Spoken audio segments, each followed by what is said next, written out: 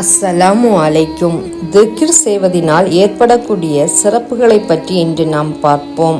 அல்லாஹ் சுப்ஹானஹு வ தஆலா கூறுகின்றான், ஃபத்குரூனி அதுகுருக்கும், என்னை நீங்கள் நினைவு கூறுங்கள், நான் உங்களை நினைவு கூறுவேன் என்று அல்லாஹ் தஆலா குர்ஆனில் 2வது அத்தியாயத்தில் 152வது வசனத்தில் கூறுகின்றான். அல்லாஹ் சுப்ஹானஹு வ தஆலா இந்த ஆயத்தின் மூலமாக நமக்கு வாக்களித்திருக்கின்றான், நீ என்னை நினைத்து கொண்டே இருந்தால், உன்னுடைய நாவு என்னை துதித்து கொண்டே இருந்தால், நான் உன்னை நிச்சயமாக மறக்க மாட்டேன், நான் உன்னுடனே இருப்பேன் என்பதை தான் அல்லாஹ் சுப்ஹானஹு வ தஆலா இந்த ஆயத்தின் மூலமாக நமக்கு தெளிவாக விளக்குகின்றான்.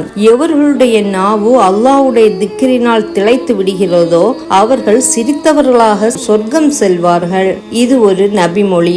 திக்ர் செய்வதனால் நம்முடைய பாவங்கள் மன்னிக்கப்படுகின்றது. திக்ர் செய்வதனால் வறுமை நம்மை நெருங்காது. திக்ர் செய்வதனால் நாம் சொர்க்கத்திற்கு செல்லலாம்.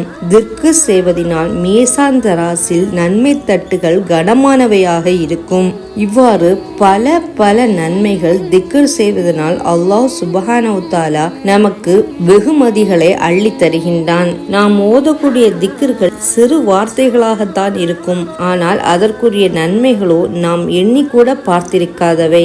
அந்த அளவுக்கு அதிகமான நன்மைகளை அள்ளி தருவதுதான் திக்ர். நபிகள் நாயகம் ஸல்லல்லாஹு அலைஹி வஸல்லம் அவர்கள் கூறுகின்றார்கள், எவர் சுப்ஹானல்லாஹி வ பிஹம்திஹி என்று ஒரு நாளைக்கு 100 முறை ஓதுகிறாரோ அவருடைய பாவங்களை அல்லாஹ் கடல் நுரையளவு போல் இருந்தாலும் கூட அவை அனைத்தும் அழிக்கப்படும் என நபிகள் நாயகம் ஸல்லல்லாஹு அலைஹி வஸல்லம் அவர்கள் கூறுகின்றார்கள். இந்த ஹதீஸ் புகாரி, முஸ்லிம் நூல்களில் இடம்பெறுகின்றது. ஒரு நாளைக்கு சுப்ஹானல்லாஹ் 100 முறை ஓதினால் 1000 நன்மைகள் எழுதப்படுகின்றன, அல்லது 1000 தவறுகள் அவரை விட்டு துடைக்கப்படுகின்றன.